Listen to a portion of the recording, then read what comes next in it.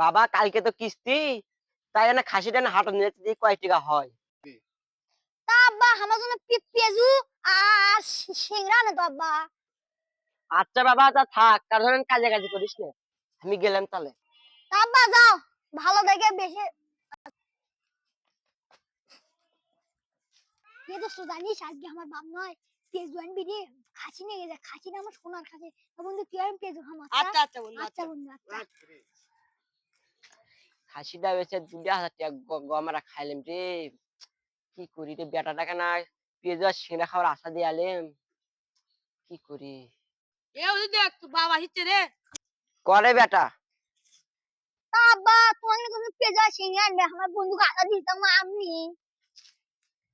বাবা রে 2,000 টাকা আমার আইনো খাসিটা বেচে রে। ও আমার গ্যাংয়ের খায়।